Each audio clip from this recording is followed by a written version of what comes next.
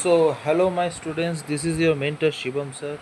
Welcome to the Career Achievers YouTube channel. So, before starting this video, सभी दोस्तों को बोलूँगा वीडियो को लाइक करना, चैनल को सब्सक्राइब करना एंड दोस्तों के साथ ज़रूर शेयर करना बिकॉज आज जो टॉपिक कवर होने जा रहा है बहुत इंपॉर्टेंट टॉपिक है because SBI junior associate IBPS CSA exam मतलब जो IBPS क्लार्क जिसको हम बोलते हैं ये दोनों एग्ज़ाम पे पज़ल एक महत्वपूर्ण मतलब एक इम्पॉर्टेंट रोल प्ले करता है बिकॉज ज़्यादातर पज़ल और सीटिंग अरेंजमेंट को मिलाकर प्रीलिम्स एग्जाम पे अभी 15 से 20 नंबर का ज़्यादा वेटेज से क्वेश्चन आ रहा है, ठीक है। और ज़्यादातर देखा जाता है स्टूडेंट लोग ये वाला चैप्टर में ज़्यादातर फंसता है, 90% स्टूडेंट ये वाला चैप्टर में जाकर फंस जाता है।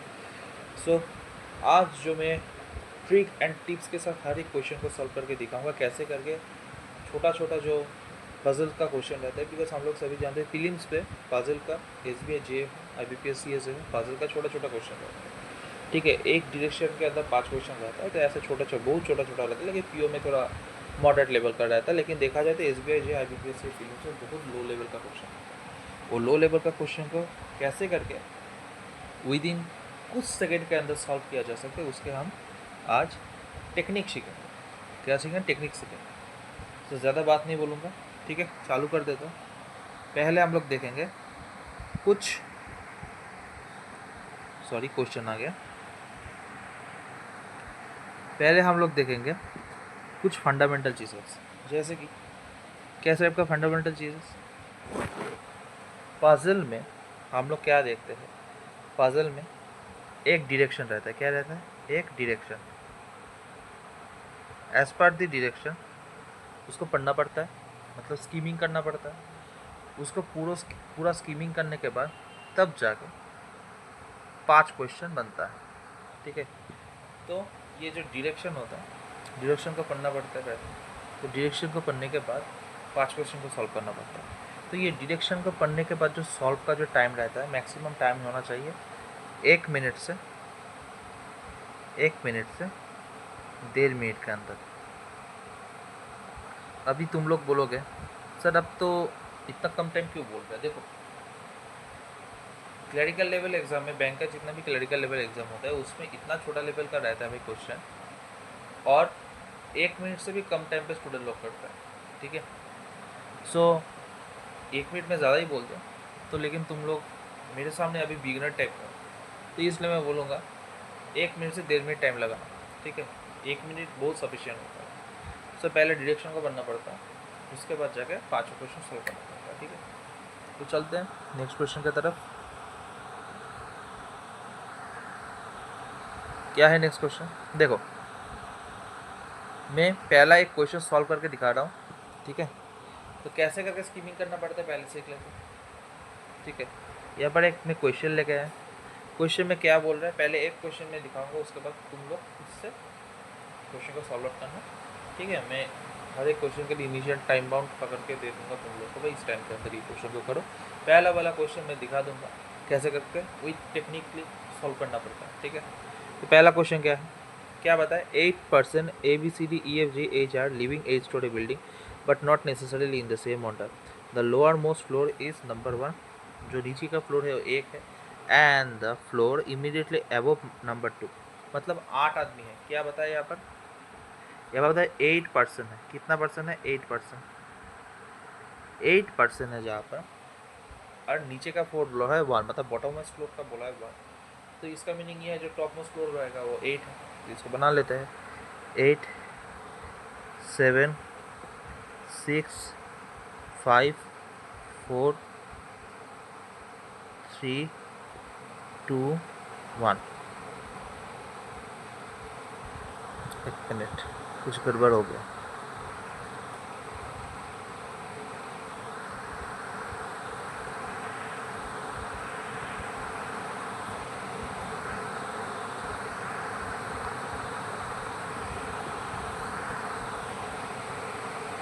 टू 1, ठीक है।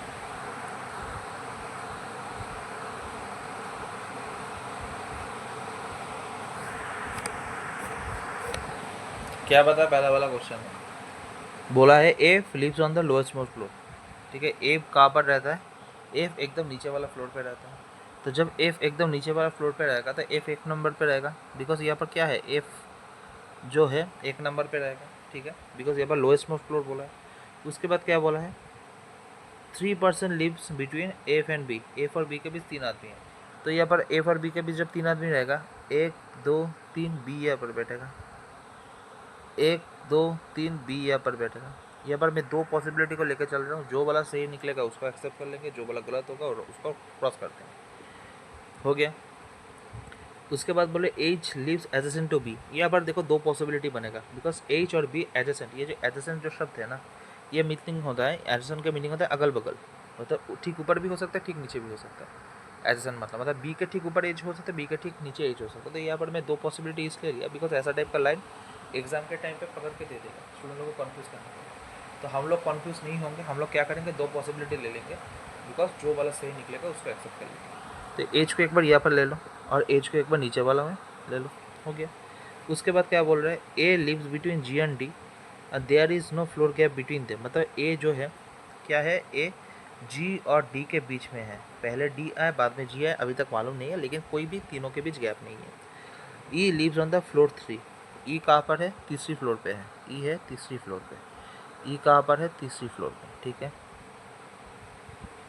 उसके बाद क्या बोल रहे हैं, G does not live adjacent to B, G B के एडजेसेंट पे नहीं है, तो जी कहाँ पर बैठेगा, तो ये वाला में आंसर तो नहीं निकलेगा, ये वाला पे आंसर नहीं निकलेगा, बिकॉज जी ए डी ये तीनों जो है कॉन्सिक्यूटिवली बात मतलब एक मतलब G and D, G A D ये तीनों एक साथ बैठेगा, ठीक है, बिकॉज यहाँ पर कोई गैप नहीं है। तो यहाँ पर देखो 3 एक साथ बैठने का जगह नहीं है, 2 गैप है बीच में, एच और बी घुस गया, उसके बाद एक गैप है ई है, उसके बाद एक गैप है, उसके बाद एफ है, ये वाला तो नहीं होगा। तो कौन सा वाला होगा, तो ये वाला को हम यहाँ पर पकड़ लेते हैं।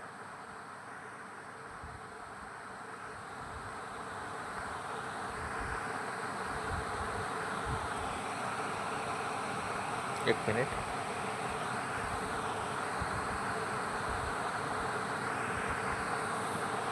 तो यहाँ पर क्या करते हैं, सेम चीज़ को यहाँ पर नोट डाउन कर लेते हैं, ठीक है। यहाँ पर हो जाएगा बी, यहाँ पर हो जाएगा एच, यहाँ पर हो जाएगा 3 नंबर पे ई, ठीक है, नीचे हो जाएगा एफ, और जी बी के आजू बाजू पे नहीं बैठेगा, तो जी यहाँ पर बैठ जाएगा, उसके बाद ए यहाँ पर बैठ जाएगा, उसके बाद डी यहाँ पर बैठ जाएगा। तो आंसर क्या आएगा, कौन बचा हुआ है, A B C D E F G, A B C हो जाएगा 2 नंबर पे, सी हो जाएगा 2 नंबर पे, ठीक है। तो आंसर क्या आएगा, G A D B H F C F, क्या आंसर आएगा, यहाँ पर मैं लिख देता हूँ, G A D B H E C F, E C F, ये आ गया मेरा अरेंजमेंट का आंसर, ठीक है। ऐसे करके भी टेक्निकली सॉल्व करना पड़ेगा, ठीक है, बिकॉज मैं कैसे करके दिखा देगा, बहुत सारे स्टूडेंट ना क्या करेगा, ये वाला लाइन को लेकर दुविधा में पड़ जाएगा, कौन सा वाला लाइन, एच और बी जो एडजेसेंट है, ये वाला लाइन को देख के दुविधा में पड़ जाएगा, कुछ नहीं है। जब ऐसा टाइप का लाइन आएगा 2 पॉसिबिलिटी पकड़ देखा, यहाँ पर एक ऑटोमेटिक कैंसिल हो गया और ये वाला सही हो गया, ठीक है। तो नेक्स्ट क्वेश्चन की तरफ मूव करते हैं।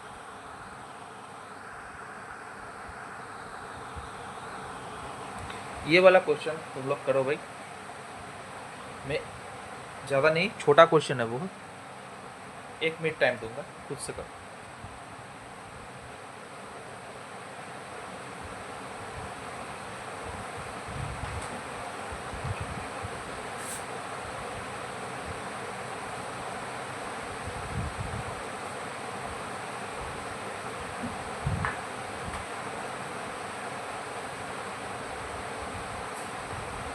जो लोग वीडियो को देख रहे हो, जो लोग क्वेश्चन सॉल्व कर रहे हैं, काइंडली वीडियो को लाइक कर देना, दोस्तों के साथ जरूर शेयर कर देना, बिकॉज ऐसा बैठ के क्वेश्चन देखने के लिए नहीं होता, ठीक है।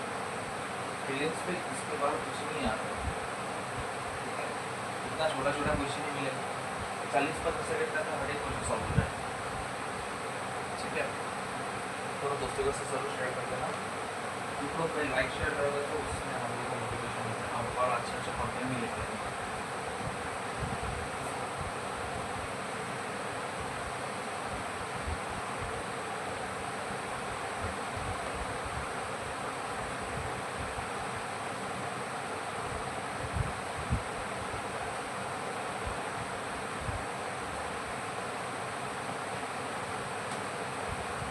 भाई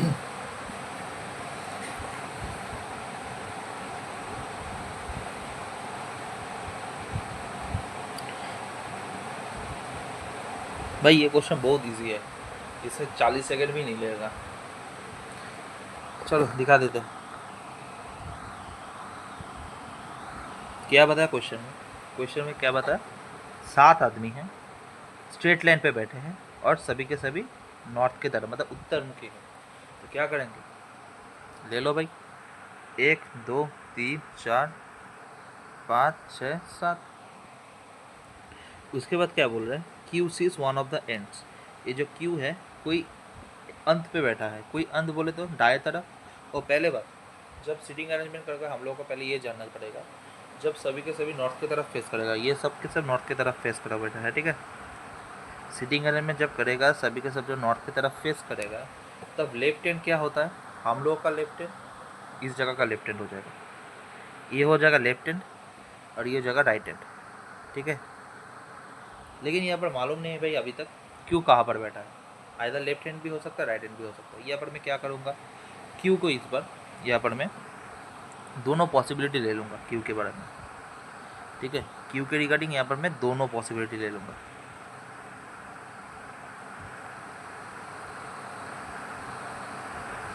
क्यू के रिगार्डिंग दो पॉसिबिलिटी, तो क्यू को एक बार यहाँ पर बैठा दिया लेफ्ट हैंड पे और क्यू को एक बार यहाँ पर राइट हैंड पे बैठा दिया। चलो उसके बाद क्या है, 2 person between Q and M, Q and M के बीच 2 आदमी है, 1 2 एम यहाँ पर एक बार हो जाएगा, 1 2 क्यू एम एक बार यहाँ पर हो जाएगा। उसके बाद क्या है, P's is third to the right end, P's is third from the right end, P जो है अंत पे तीसरी नंबर पे बैठा है, P's is third from the right end मतलब दाएं तरफ अंत से तीसरी नंबर पे, दाएं तरफ अंत से तीसरी नंबर पे कौन बैठा है, पी बैठा है, तो पी यहाँ पर बैठ जाएगा बिकॉज ये राइट हैंड रहता है, मैं पहले लिख दिया था ये राइट हैंड है, राइट हैंड से तीसरी नंबर पर 1 2 3 यहाँ पर पी बैठेगा, तो यहाँ पर भी पी बैठेगा।